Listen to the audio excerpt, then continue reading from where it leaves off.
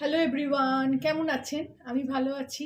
আজকে আপনাদের সঙ্গে শেয়ার করব একটা খুব ঔষধি রেসিপি, কালো জিরে বাটা। এটা খেলে আমিও এটা ফেসবুক থেকেই শিখলাম যে কালো জিরে বাটা খেলে, রসুন দিয়ে পেঁয়াজ দিয়ে এরকম ভর্তা করে খেলে আহ, উম, গায়ে যত, শরীরে যত ব্যথা যন্ত্রণা থাকে না, সেগুলো সব চলে যাবে। এটা রেগুলার বেসিকেই খেতে হবে, অল্প অল্প করে প্রথম পাতে। তো সেটাই আজকে আমিও করছি। আমারও শরীরে ব্যথার খুবই সমস্যা, তো আমিও করছি। তো আপনাদের সঙ্গেও শেয়ার করছি। এটা আমি ইউটিউব, ফেসবুক থেকে শিখেছি, একটা বাংলাদেশি রেসিপি। আমাদের বাঙালিরাও খায়, কিন্তু এইভাবে খায় না, অন্যভাবে খায়। তো আমি প্রথমে এখানে একটু সর্ষের তেল দিয়ে দেবো,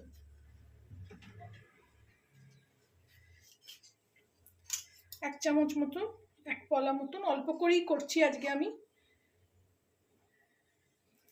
কালো জিরে বেশি নেই, আমি তো ফোড়নের জন্যই কিনি। যদি খেয়ে লাগে যে হ্যাঁ আমার ব্যথা কমছে, তাহলে আমি একটু কালো জিরে বেশি করে কিনে এনে, এটা একরকম প্রসেস। আবার তখন আপনাদের সঙ্গে আর এক রকম প্রসেস শেয়ার করব। দুরকম প্রসেসে দেখিয়েছেন উনি। তেলটা গরম হয়ে যাক।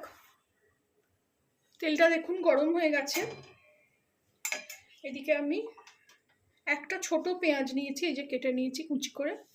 এটা এরকম একটু ভালো করে হাতে চিপে নেব।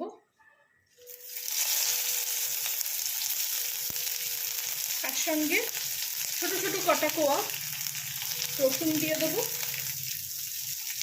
আর কাঁচা লঙ্কা একটু শুকিয়ে গেছে আমার, এটাও দিয়ে দেবো। দিয়ে এটাকে একটু খানিকক্ষণ ভাজবো।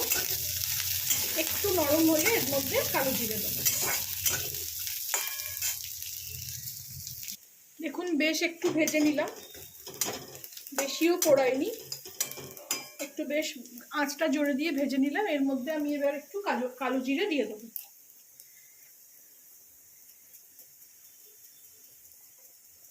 আমি অল্প করেই করছি, আপনারাও যদি এটা রেমেডি জানেন তো করে অনেকটাই বেশি করে করবেন।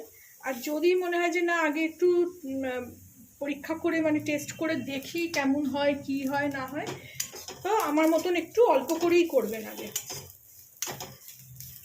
তারপরে যদি মনে হয় যে হ্যাঁ আমার ব্যথা যন্ত্রণা কমে যাচ্ছে, তাহলে তখন আবার বেশি করে খাবেন। এই কালো জিরেটা দিয়ে আর একটু দিন, একটু দরকার লাগবে। কালো জিরেটা একটু হাতে ঘষে নিয়ে হাতে ধুলো ব্যাপারটা চলে আসে। আর যদি আপনারা এইসব জিনিস একটু ধুয়ে বেছে রাখতে পারেন তো সেটা আরো ভালো। আমি একটু শুধু ঝেড়ে নিই, একটু ঝেড়ে পরিষ্কার করে নিই। ধোয়া বাছা হয়তো আমার হয় না। এবার কালো জিরেটাকে একটু এইগুলোর সঙ্গে ভালো করে ভেজে নিই। বেশি পোড়ালে চলবে না, তাহলে একদম তেতো হয়ে যাবে। কালো জিরেটা এক নিজেই তেতো। এই সময় আমি একটু এতে নুন দিয়ে দেবো। এই দেখুন খুন্তিটা নুন লেগেছিল, ঝেড়ে নেবেন।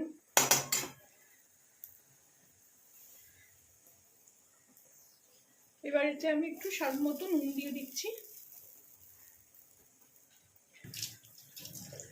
নুন দিয়ে খানিকক্ষণ আরো ভাজবো।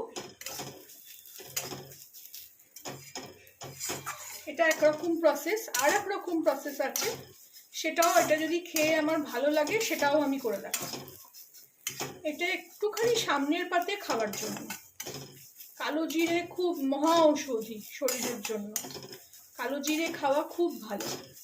আমরা বাঙালিরা যারা কলকাতায় থাকি, তাদের অপারেশন করে বাচ্চা হলে কিংবা নর্মাল বাচ্চা হলেও এই কালো জিরে ভালো ঘিয়ে ভেজে খেতে বলে সবসময়। তাতে কিন্তু ওই যে কাটা ছেঁড়া হয়েছে সেটা তাড়াতাড়ি শুকিয়েও যায়।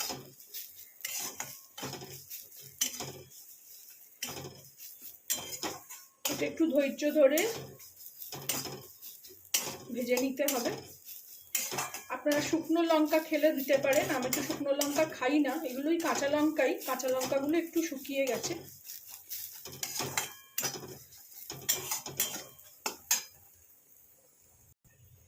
দেখুন মিনিট 2-3 ভেজে নিলাম, মিনিট 2-3 মিনিট। আর বেশি ভাজলে কিন্তু এটা কালো মানে তেতো হয়ে যাবে। এবার এটাকে নিভিয়ে দেবো। এবার এটাকে ঠান্ডা করে নেবো। ঠান্ডা করে নিয়ে আমি ফিরছি। আমি এটা শিলে বেটে নেবো, তাই জন্য শিলের ওপরেই রেখেছি। ঠান্ডা হয়ে গেছে অলরেডি। দিয়ে আমি এবারে আপনারা চাইলে মিক্সিতেও বেটে নিতে পারেন। আমার একটু খুব অল্প তো ওই জন্য আমি শিলে বেটে নিচ্ছি। বাহ, খুব ভালো গন্ধ ছাড়ছে। রসুন আবার কাঁচা লঙ্কা আবার কালো জিরে, এটা একটু মিহি করে বেটে নিতে হবে।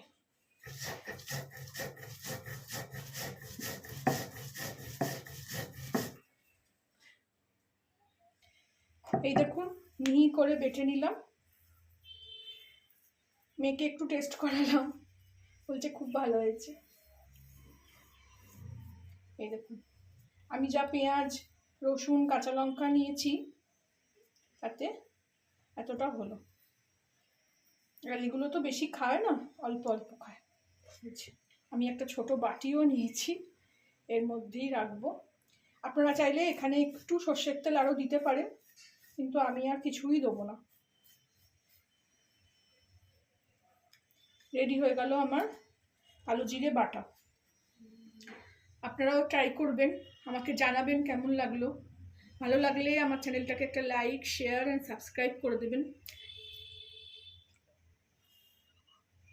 For watching. Thank you for watching.